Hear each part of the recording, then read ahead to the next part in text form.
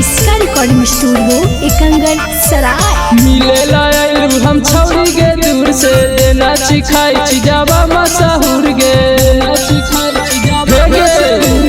मिलेला आइलू हम छौरी गे दूर से देना चिखाई चिजावा मशहूर गे।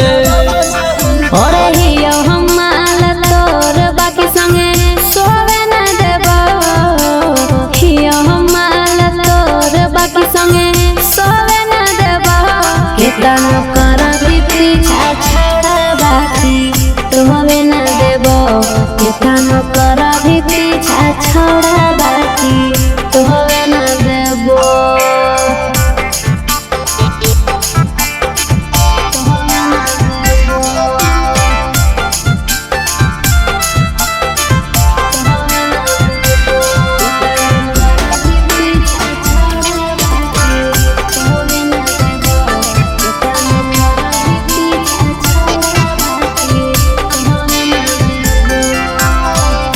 झूठो के हाही छौरी हमर तुमाल गे कौन छुए दोही प्यार से भी गाल गे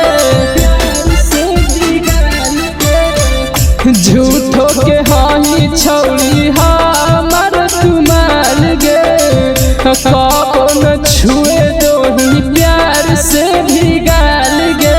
कर भी जबरदस्ती त हम रोवे लगबो कर भी जबरदस्ती त हम रोवे लगबो केतन कर भी पीछा छड़ बाकी तोवे न देबो केतन कर भी पीछा छड़ बाकी तोवे न देबो।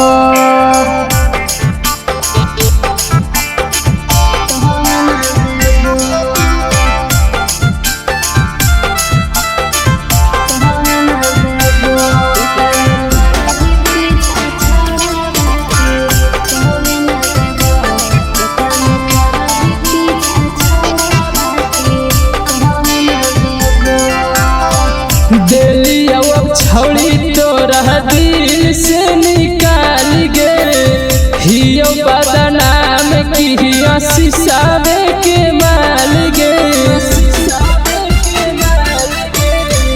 दिलिया छौरी तोरा दिल से निकाल गे हियो बदनाम की शोभावे के माल गे।